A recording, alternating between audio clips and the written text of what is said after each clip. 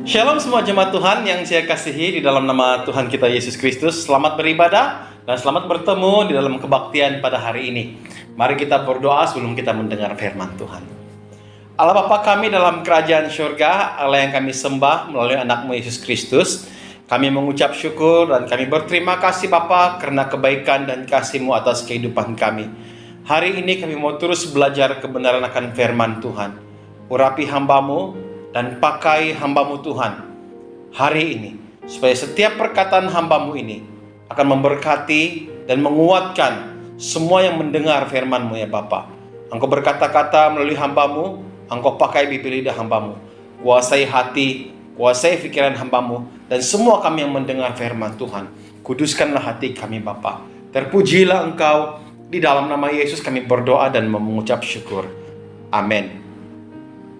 Jemaat yang saya kasihi di dalam nama Tuhan kita Yesus Kristus, kita sangat mengucap syukur dan kita mau berterima kasih kepada Tuhan karena kita baru juga selesai memasuki musim puasa, berpuasa 40 hari, dan saya yakin percaya ada banyak pengalaman-pengalaman yang jemaat sendiri alami selama berpuasa. Namun saya juga percaya bahwa pada waktu kita di musim puasa itu kita juga mungkin mengalami banyak tantangan-tantangan. Mungkin ada yang sakit gastrik selama berpuasa atau mungkin ada tantangan-tantangan yang lain. Namun satu perkara saudara yang saya mau supaya kita perhatikan baik-baik, mari kita kembali kepada Alkitab. Sewaktu Yesus sedang berpuasa, dia telah dicobai selama 40 hari di padang gurun. Dan selesai berpuasa pada waktu Yesus memulai pelayanannya di Galilea, dia mengalami tantangan yang luar biasa. Dia mengalami hambatan yang luar biasa pada waktu dia berkhotbah, dan di khotbahnya yang pertama, orang menolak dia, orang tidak menerima dia. Ini merupakan hambatan-hambatan. Ini merupakan tantangan-tantangan yang Yesus hadapi, yang Yesus temukan di dalam pelayanannya sendiri. Nah saudara, apalagi kita sebagai murid dan sebagai hamba Tuhan yang melayani, saya yakin percaya kita juga akan melalui banyak hambatan-hambatan. Kita juga akan melalui banyak tantangan-tantangan di dalam pelayanan kita. Namun mari kita belajar seperti Yesus. Pada waktu dia dihambat, pada waktu dia menerima tantangan, dia tetap melayani. Ditantang dan terus melayani. Dihambat dan terus merambat. Makanya saya mau mengambil tema firman Tuhan pada hari ini saudara. Saya mengambil tema walau dihambat tetap merambat. Luar biasa saudara. Saya baca petikan di dalam Kisah Para Rasul pasal yang kelima ayat 26 sampai 33, disambung ayat 40 hingga ayat 42. Firman Tuhan berkata seperti ini. Maka pergilah kepala pengawal serta orang-orangnya ke bait Allah, lalu mengambil kedua rasul itu, tetapi tidak dengan kekerasan, karena mereka takut kalau-kalau orang banyak melempari mereka. Mereka membawa keduanya dan menghadapkan mereka kepada mahkamah agama. Imam besar mulai menanya mereka. Katanya, dengan keras kami melarang kamu mengajar dalam nama itu. Namun ternyata kamu telah memenuhi Yerusalem dengan ajaranmu, dan kamu hendak menanggungkan darah orang itu kepada kami. Tetapi Petrus dan rasul-rasul itu menjawab, katanya, kita harus taat kepada Allah daripada kepada manusia. Allah nenek moyang kita telah membangkitkan Yesus yang kamu gantungkan pada kayu salib dan kamu bunuh. Dialah yang ditinggikan oleh Allah sendiri dengan tangan kanannya menjadi pemimpin dan juru selamat, supaya Israel dapat bertobat dan menerima pengampunan dosa. Dan kami adalah saksi dari segala sesuatu itu. Kami dan Roh Kudus yang dikaruniakan Allah kepada semua orang yang mentaati Dia. Mendengar perkataan itu sangatlah tertusuk hati mereka, dan mereka bermaksud membunuh rasul-rasul itu. Ayat 40. Mereka memanggil rasul-rasul itu, lalu menyesah mereka dan melarang mereka mengajar dalam nama Yesus. Sesudah itu mereka dilepaskan. Rasul-rasul itu meninggalkan sidang mahkamah agama dengan gembira karena mereka telah dianggap layak menderita penghinaan oleh karena nama Yesus. Dan setiap hari mereka melanjutkan pengajaran mereka di bait Allah dan di rumah-rumah orang dan memberitakan Injil tentang Yesus adalah Mesias. Nah, jemaat yang saya kasihi dalam nama Tuhan Yesus Kristus, pembacaan tadi itu mengisahkan tentang bagaimana pelayanan Petrus dan rasul-rasul yang diteruskan setelah Yesus mati, dibangkitkan, dan terangkat ke surga. Dan kita melihat bukan saja Yesus, tapi ternyata rasul-rasul Yesus juga. Di dalam petikan ini disebut salah satu rasul itu adalah Petrus sendiri. Mereka juga mengalami tantangan-tantangan. Mereka juga mengalami siksaan-siksaan yang mungkin saya percaya siksaan yang hampir sama barangkali dialami oleh Yesus Kristus. Dan pada hari ini kita mau belajar, saudara, apakah hal yang menguatkan mereka dan orang yang percaya untuk hidup tetap melayani Tuhan, sungguh pun berada di tengah-tengah penderitaan. Apa yang menjadi kekuatan mereka? Bagaimana mereka boleh bertahan? Bagaimana mereka boleh tetap melayani? Sungguh pun menderita, sungguh pun menerima ancaman-ancaman, bahkan ancaman bunuh sekalipun. Bagaimana mereka boleh terus bertahan? Nah, dalam petikan ini, saudara, secara singkat mari kita belajar 3 perkara. Apa yang membuatkan mereka boleh bertahan? Yang pertama, saya yakin percaya bahwa Petrus dan rasul-rasul Yesus boleh bertahan untuk terus melayani karena mereka tetap fokus kepada Yesus. Mereka fokus kepada Yesus. Dan apabila mereka fokus 100% kepada Yesus, itulah yang menjadi kekuatan pelayanan mereka. Tidak terganggu dengan perkara-perkara yang lain. Saudara, kalau dalam pelayanan kita campur adukan pelayanan dan perkara-perkara lain di dalam pelayanan kita, saya takut kita akan kehilangan fokus di dalam pelayanan kita. Bukan lagi Yesus, tapi fokusnya sudah lari. Kita melihat, saudara, di dalam ayat ke-29 sampai 32. Saya bacakan sekali lagi. Tetapi Petrus dan rasul-rasul itu menjawab, katanya, kita harus lebih taat kepada Allah daripada kepada manusia. Allah nenek moyang kita telah membangkitkan Yesus yang kamu gantungkan pada kayu salib dan kamu bunuh. Dialah yang ditinggikan oleh Allah sendiri dengan tangan kanannya menjadi pemimpin dan juru selamat, supaya Israel dapat bertobat dan menerima pengampunan dosa. Dan kami adalah saksi dari segala sesuatu, kami dan Roh Kudus yang dikaruniakan Allah kepada semua orang yang mentaati Dia. Saudara, ayat yang ke-29 itu sangat baik sekali untuk kita perhatikan. Apa kata Petrus? Dia berkata seperti ini, kita harus taat kepada Allah daripada kepada manusia. Ini menjadi kekuatan di dalam pelayanan mereka. Fokus mereka cuma satu, mereka ingin melayani Tuhan. Taat kepada Tuhan. Pada waktu mereka taat kepada Tuhan, saudara, kalau kita melihat ayat yang ke-33, mendengar perkataan itu sangat tertusuklah hati mereka dan mereka bermaksud ingin membunuh rasul-rasul itu.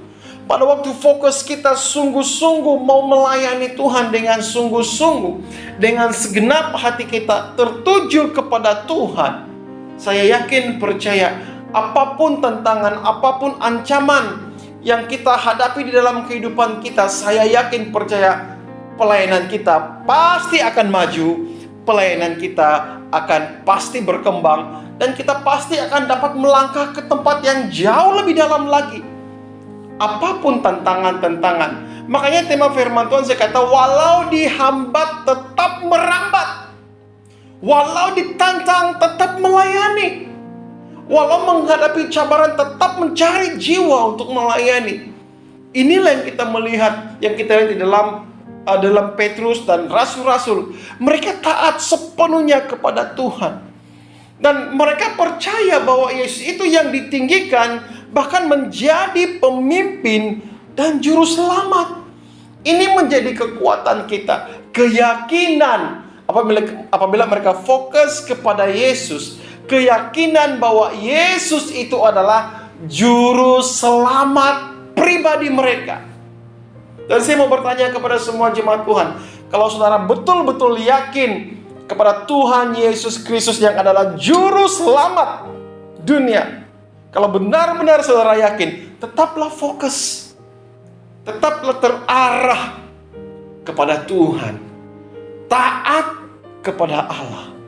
Ayat yang ke-32 berkata seperti ini, dan kami adalah saksi dari segala sesuatu, kami dan Roh Kudus yang dikaruniakan Allah.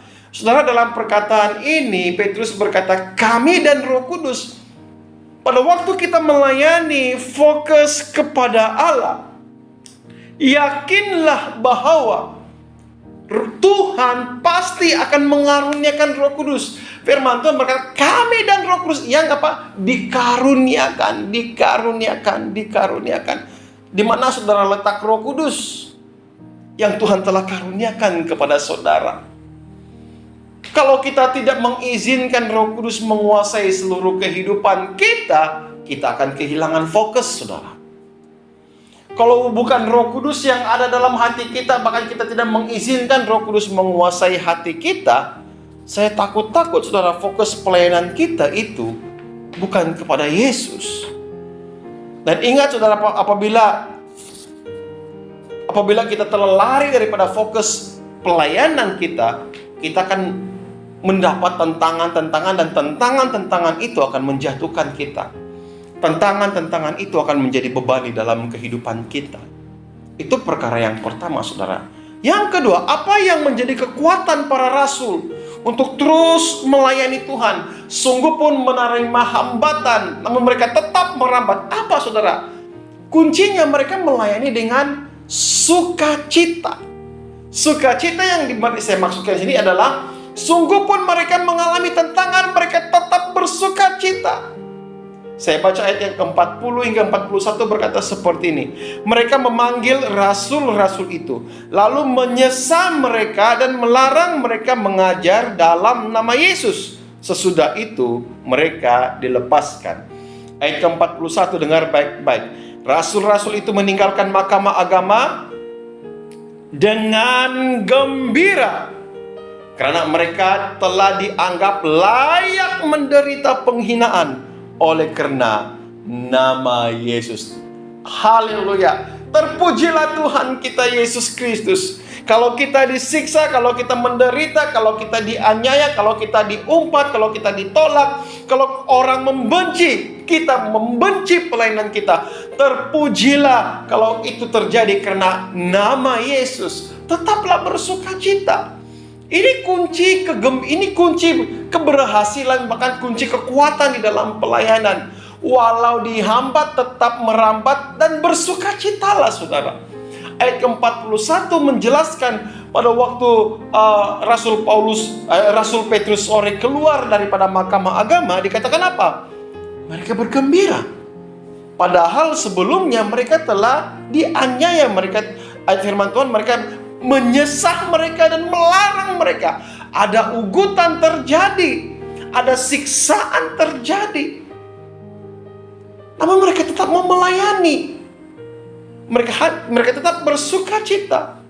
Dan yang lebih luar biasa lagi, mereka menganggap diri mereka sememangnya layak menderita karena nama Yesus. Saya pernah katakan satu ketika dulu, saudara, kalau kita menderita karena dosa kita, orang itu orang yang paling malang di dalam dunia ini. Bahkan kalau dia mau melayani lagi dan dia menderita karena dosanya, orang itu adalah orang yang paling malang. Tapi kalau kita menderita, dihina karena nama Yesus, bersukacitalah dalam segala hal. Tetap melayani dan tetap bersukacita. Dalam segala hal, apakah kamu ketawa, menangis, diugut, atau diperlakukan apa saja, Tetap bersukacita, saudara. Ini kunci pelayanan mereka, rasul-rasul pada zaman kisah para rasul. Mereka tetap melayani dengan sukacita. Sungguh pun ada ugutan yang mereka terima. Luar biasa, saudara. Saudara menghadapi tantangan, saudara menghadapi cabaran, penolakan, saudara mengalami hambatan, tetaplah merambat, tetaplah menjala, tetaplah melayani dengan sukacita. Dan saya yakin, saudara, pada waktu kita melayani dengan sukacita, kita mampu berjalan melayani ke tempat yang jauh lebih dalam lagi. Haleluya, saudara. Yang terakhir, saudara, apakah yang menjadi kekuatan para rasul untuk terus melayani? Dan saya mau kita belajar apa yang menjadi kekuatan mereka, dan kita boleh ambil itu, pelihara itu, pelajari itu. Yang menjadi kekuatan dalam pelayanan, saya katakan, harga Injil itu terlalu mahal. Harga Injil terlalu tinggi dan sangat susah, atau saya mau katakan dia sangat berharga untuk kita persia-siakan. Tidak mungkin kita persia-siakan harga Injil yang begitu tinggi, saudara. Karena Injil berbicara tentang Yesus. Injil berbicara tentang keselamatan. Injil berbicara tentang Mesias.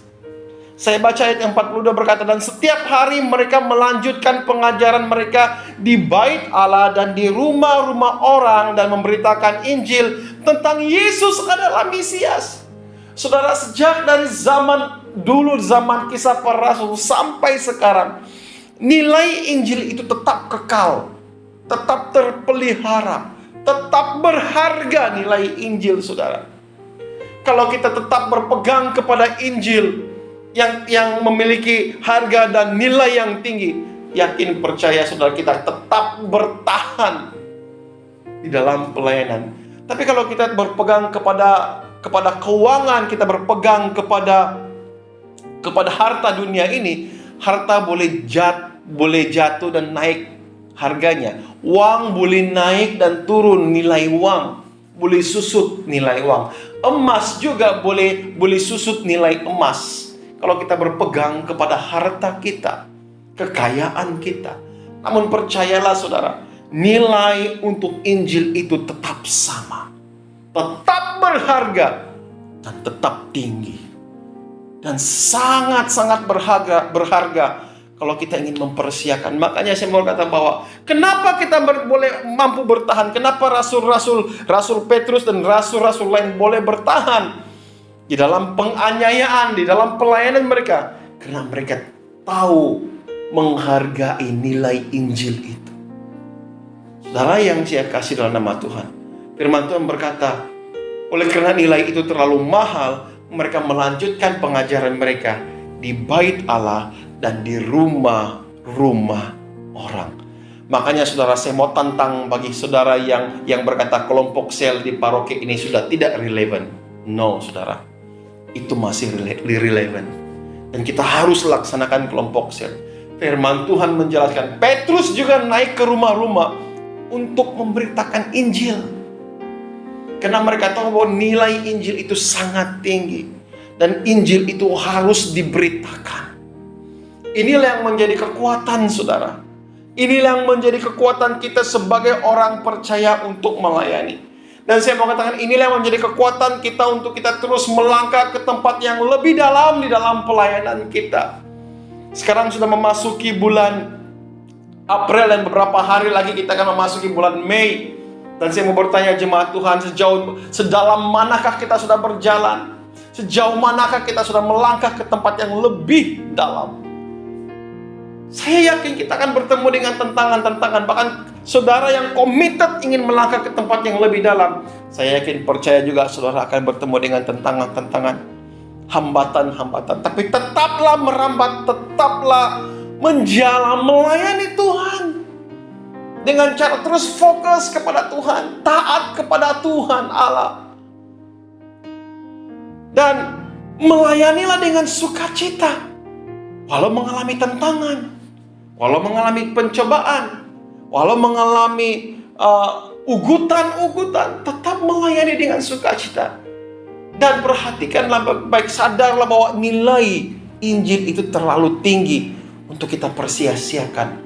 Dan itu menjadi kekuatan kita.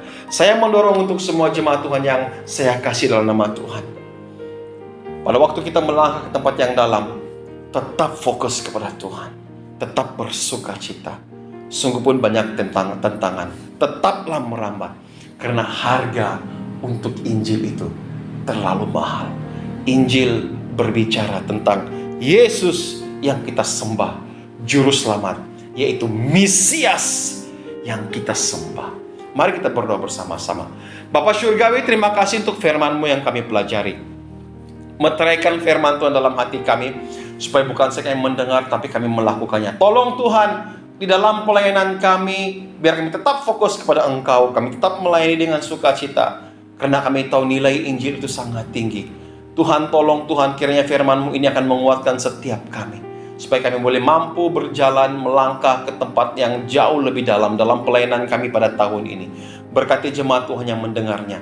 Kiranya firman Tuhan ini menguatkan mereka. Kalau ada yang lemah, kuatkan. Yang sakit, Engkau sembuhkan. Yang sudah putus harapan di dalam pelayanan mereka, Engkau berikan pengharapan yang baru, kekuatan. Terpujilah Engkau Tuhan. Ini doa hamba-Mu. Di dalam nama Yesus kami berdoa dan mengucap syukur. Amin. Diberkatilah mereka yang mendengar firman Tuhan dan melakukannya. Tuhan memberkati kita semua.